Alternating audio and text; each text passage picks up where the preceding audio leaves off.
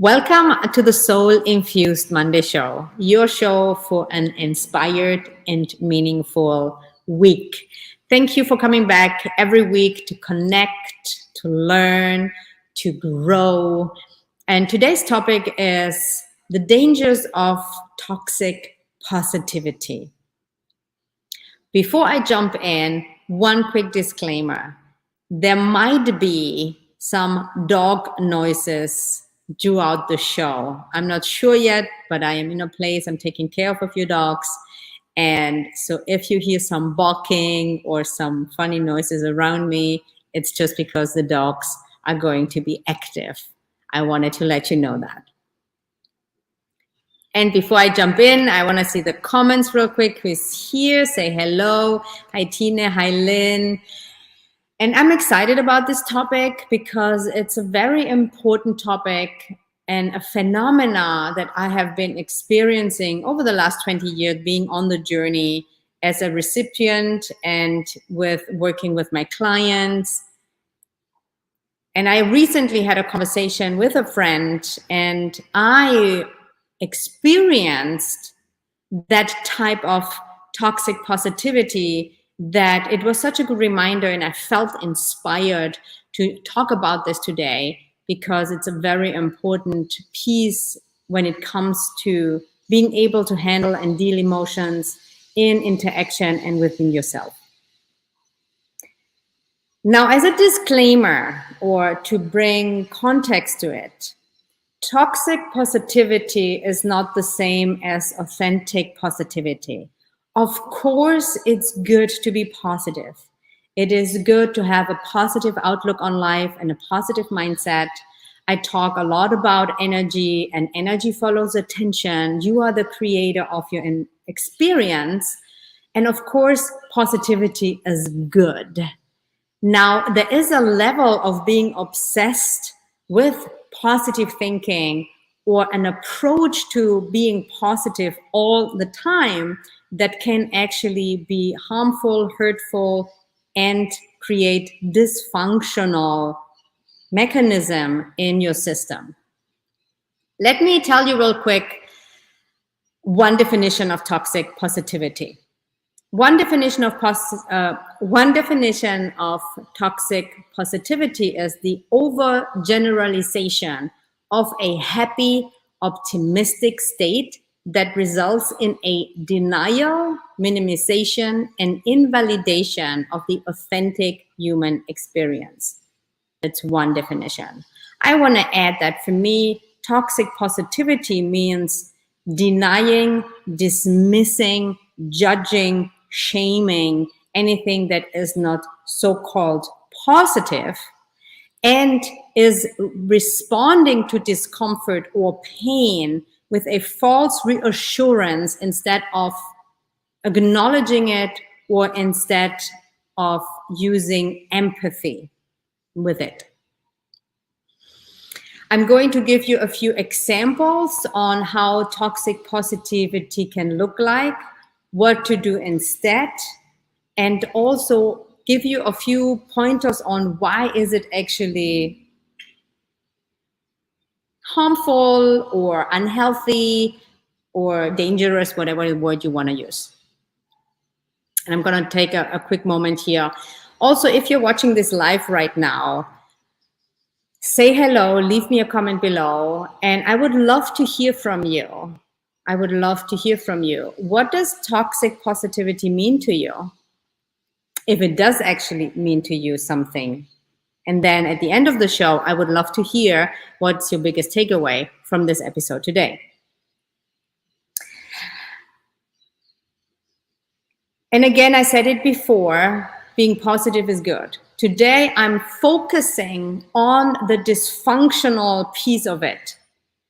Maybe you get triggered, maybe you disagree, maybe you judge what I'm saying, and that is totally okay and totally welcomed.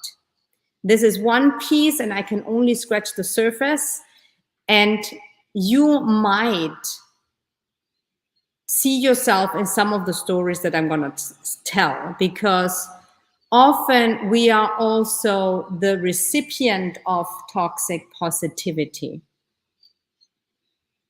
I give you an example. Only for me recently that happened.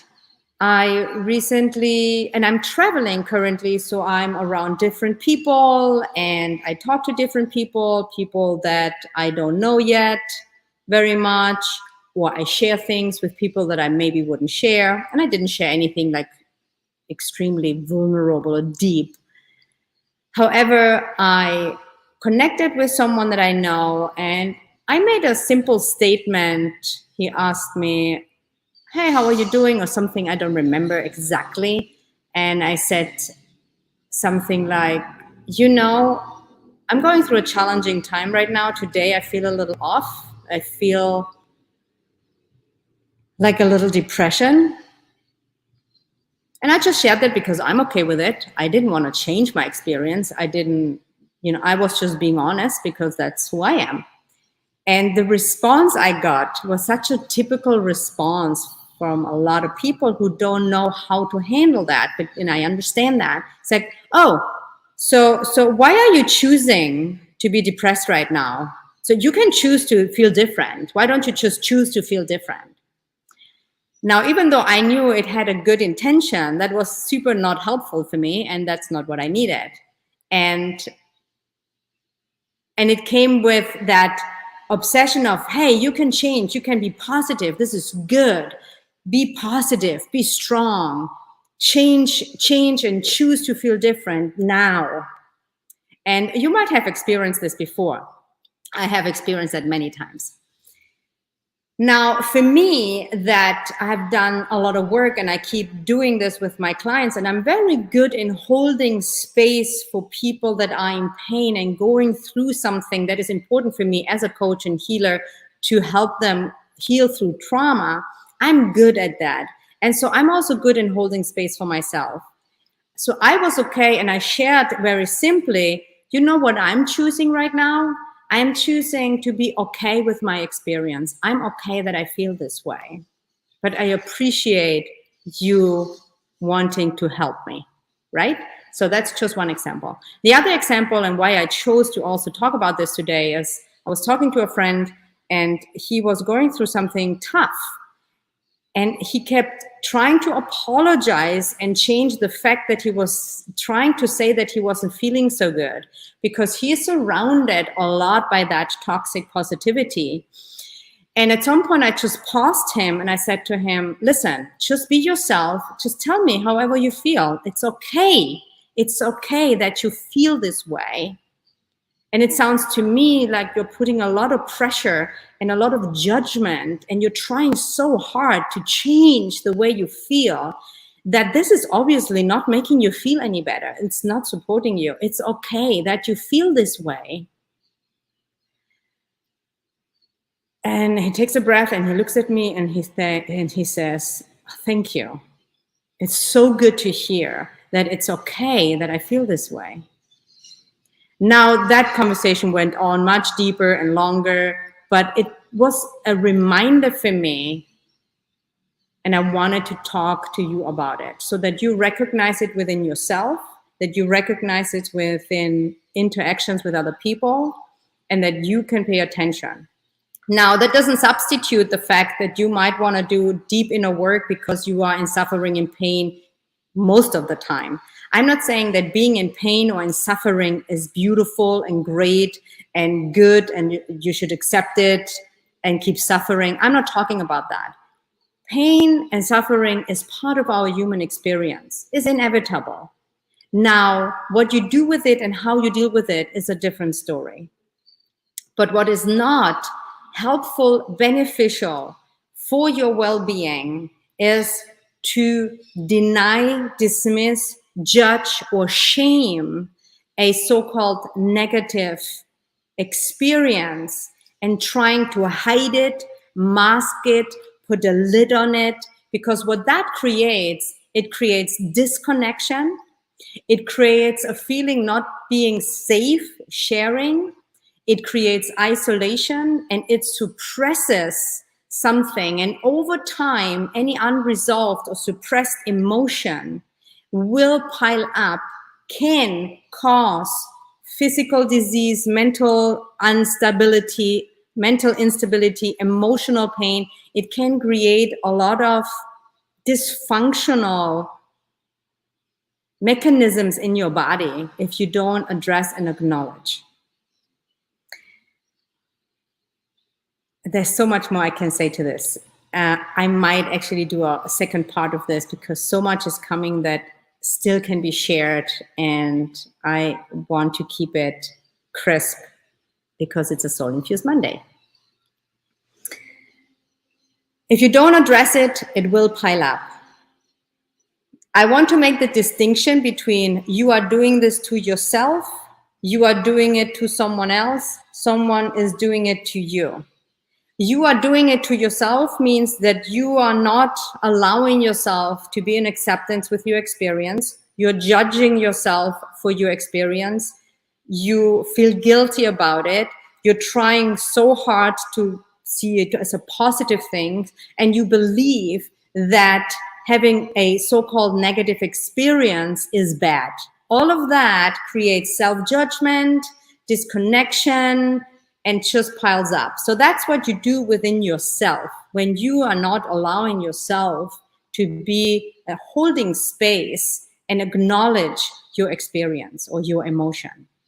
Now, when you do this with yourself, you will also do it with others, because if you're not able to hold space or be in acceptance with an emotion that you experience, you will have a very hard time doing it with someone else.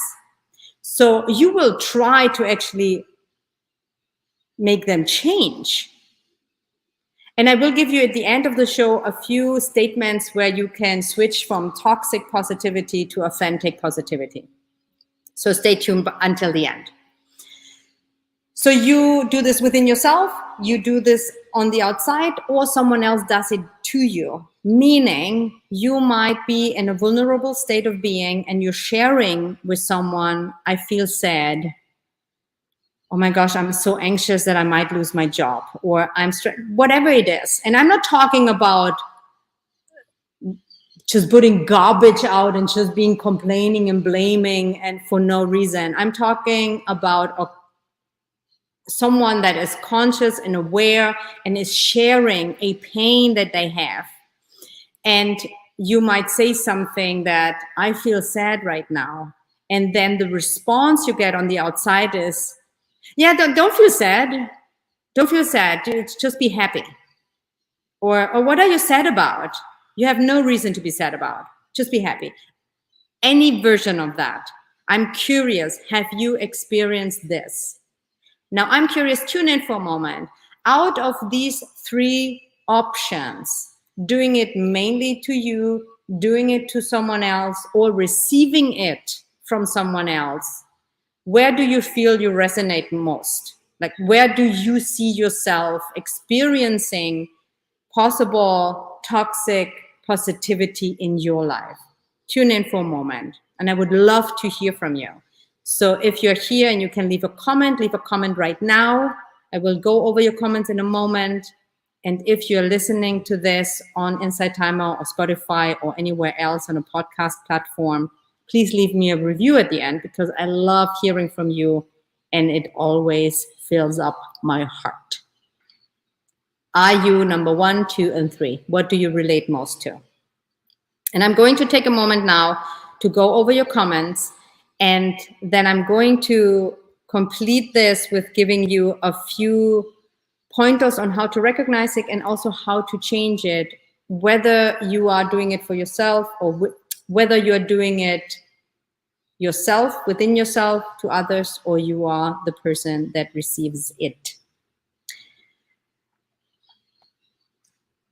And here are some comments, probably from myself. Yes, towards myself and definitely towards others. I was raised, it was not okay to feel negative feelings. Thank you for sharing. Myself, yes, very, very common. I had this happen recently. Someone responded that way to me regarding an experience I shared, and it seemed very dismissive and triggering, as my family was extremely dismissive or downright hostile towards any of my feelings that caused them discomfort. Yeah, thank you for sharing. My pleasure. You're very welcome. This became a real source of pain for me. It became impossible to be real about anything I felt. I have been labeled as negative or negative speaking by people very close to me. I feel cut off from them and ashamed. Yes, I hear you. I hear you. To me, it means putting on a happy face while not dealing with the serious issues happening in your life. We do this so others think we are a positive person and won't judge us. Yes, and so many other comments. Thank you so much for all your comments. Please keep them coming. I read them all. Also, if you're listening to this later on, leave me a review, a comment, or send me a message. I want to address a few of the things that I read, and thank you for sharing so vulnerably. And I'm not going to go into too much detail today of what it means to stay in a negative space versus being in a vulnerable state, because there's one more to say. However, we all have the need to feel safe, heard, and seen. Now, that doesn't mean the other person necessarily needs to understand us. Let go maybe of the need of being understood, because maybe the other person is not able to understand us, but the other person is able, or if willing, to hear us out. So if that need is not met and the wounding starts in childhood, as some of you shared, when we grow up being not allowed to feel certain emotions, and we learn that very early on as a baby, when we laugh and giggle and smile, we get a lot of attention. When we're angry, upset, cry, panic, whatever it is, we don't get that much attention. It's conditioned so early on that it's ingrained in our society to a certain extent. Now, again, I want to say that positivity is a good thing. And I have an outlook in life that life happens for me and there's good in the experiences that I have. However, I go through painful states or experiences and I want to acknowledge them within myself first. And then if I do share it, I share it with someone that I know can actually hold space and not gonna try to fix me or change me. Sometimes it's valuable for the other person to reflect and see, okay, I see you're struggling with this. What do you want me to do? Do you want me just to listen, or do you want me to help you shift? There's so many ways to dealing with this, and I'm going to give you a few more. What it also creates, or the danger of toxic positivity, to repeat, is shame, isolation, disconnection, and a feeling of not being safe to share, and therefore we retreat as well. And it also creates a fakeness. You are not authentic anymore. So I'm going to give you a few examples because I want to give you something practical as well. So you want to take notes and you might want to re-listen to this. And I might do a follow-up on this show because it's such an important topic, but I hope that this was already helpful, that it gives you already insight and understanding of yourself and others, and also why you sometimes feel the way you feel. And nevertheless, your response to any of this is your responsibility. If someone does that to you, so to say, you then can respond a certain way. So that's your responsibility. I don't want to get into that field of, oh yeah, it's someone else's fault because they're practicing toxic positivity. No, you want to be aware of it. So first, that you don't do it. You don't do it with yourself first, and therefore you don't do it with others. And if you are the recipient of toxic positivity, you want to be aware of it and you want to deal and respond to it, not with judgment either, because then you are not holding space for that person either. Important distinction. I made a few notes that I want to share with you. And of course, there are way more statements and I could give you much more, and you can add to it. You can do your own version and flavor. You ready? One of the things, and I nearly have to laugh about this because I heard this so many times. So you share something vulnerably. Let's say, I feel anxious right now, or I'm going through a really tough time. I don't know what to do, or I just lost my dog, or I just lost my job, or it doesn't matter what it is. There's something vulnerable that you experience discomfort or pain around it. And then someone might say, stay strong, stay positive. I heard this so many times. I mean, it makes me laugh now, but it's actually not funny. When you're in that state, instead of saying stay strong or stay positive, you can say, and you can interchange everything I'm going to share with you. So stay strong, stay positive. Instead, you can say, tell me more. I'm listening. What's happening? Tell me more. That's one. Or if someone says, don't worry, be happy. You could instead say, it sounds like you're going through a tough time. How can I support you? Or is there anything that I can do for you? I have so many that I made some notes that I don't ramble too much. When you're in it, even though we know, and from a spiritual perspective or a higher perspective, things work out the way they work out. Things happen for a reason. Everything works out for us. There's something good in everything. I'm the first to go into that direction. Now, when you're in something and you are experiencing pain, that's not necessarily what you might want to say in that moment. You might want to say, I hear that this is hard for you. My heart is with you. I'm thinking of you. I'm with you. I hear you.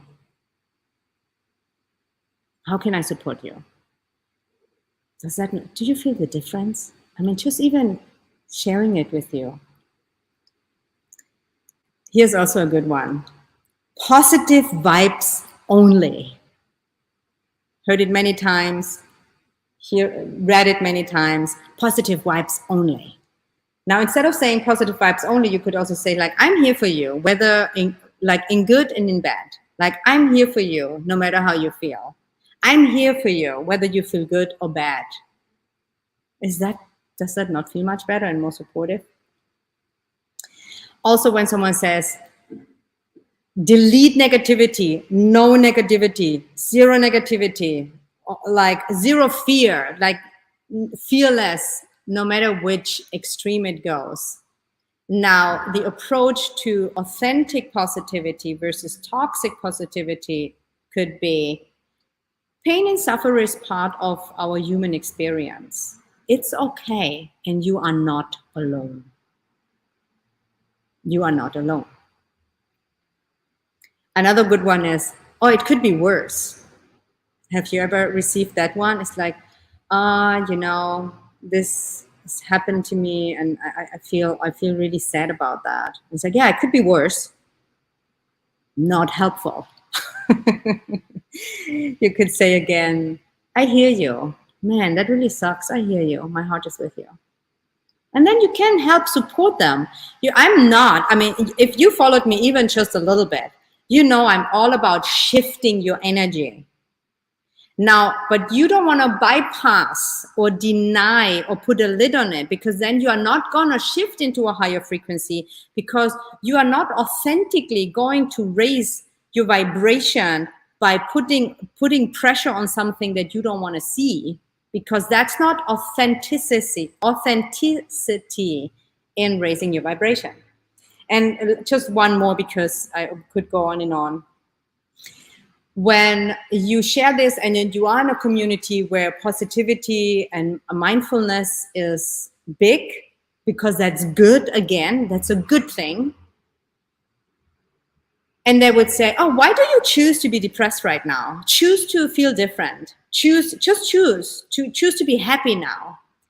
Now, it's a lovely concept, and often it does work when you are in a certain state. But sometimes that is not helpful. And instead of just saying that, because it creates judgment and sometimes a shameful feeling, you can say something like, I can see this is difficult for you. I'm here for you. Tell me more. Or how can I support you? Or you can say, hey, I feel this is really difficult for you. This is what I usually do. Maybe it helps, maybe it doesn't. Now, one other thing that is helpful is to be honest. What I mean by that is, oh gosh, I cannot handle your emotion right now. I have no idea what to do. So that's all I have to give. I am not able to hold space for you. That is so much more loving and supportive than trying to change the other person or deny the other person's experience because you are having a hard time. Be honest. Say, you know what? I really want to hold space for you and be there for you, but this is hard for me. I don't know what to do. Just so you know. Be honest. That's also a way to do it. Now take a nice deep breath. There's so much more that I can say to this topic. But for today, I'm going to close this off. And I invite you to tune in for a moment. Tune in for this show and episode for today. Out of everything you've heard, what is your biggest takeaway? And leave me a comment below or leave me a review, send me a message. What is the most valuable thing you're getting out of this show today? And while you tune into that, I'm going to take a sip of water.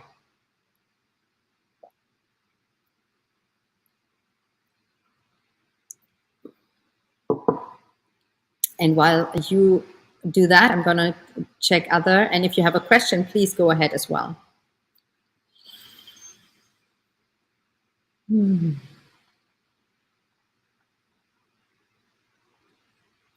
One more thing I want to say before I share some of your biggest takeaways. It's your responsibility how you respond. And it's also, you have the power and capacity to share what you need. If it's someone that you feel, if it's a good friend, you wouldn't necessarily share your deepest, most vulnerable pieces with someone that you know you don't feel safe with. But sometimes it just happens. But if you share something vulnerably, that happened to me recently too. And it's a person that doesn't know you well. They don't know what's challenging for you or not. So I was out for dinner with a guy that I had met. And so we were spending some time and we're having dinner. And I shared something with him. I don't know exactly. It doesn't matter what it was. And he made a joke about it. Not in a bad way, but I noticed for a moment, oof, that was a vulnerable share, but he didn't know that. Now, so he wasn't laughing at me, but he was making a joke. Now I noticed that. So first you want to notice, you want to have that sense of yourself and taking care of yourself. And I felt like, oh no, that was a vulnerable share, but he doesn't know it. Then I said to him, you know what? That was actually vulnerable for me to share. You laughing about it is a bit uncomfortable. And I didn't judge him for it or anything, but I shared it with him so that he actually knows that this was a challenging moment for me because he doesn't know anything really much about me. My point in sharing this is you have a responsibility and also the possibility and opportunity to let people know what you need. Another example could be, I understand that you're trying to make me feel better. However, that's not really working for me. What would work better for me is if you can listen and even just simply say, I hear you. It's okay that you feel this way. If you can, if you're not available, that's totally fine. But you are responsible for your communication, for your response, and that's also how you create deeper connections. I'm going to just take 1 or 2 takeaways, and I would love to see you again next Monday for the Soul Infused Monday show. Thank you for being here, but let me share. I'm going to share 1 or 2 takeaways.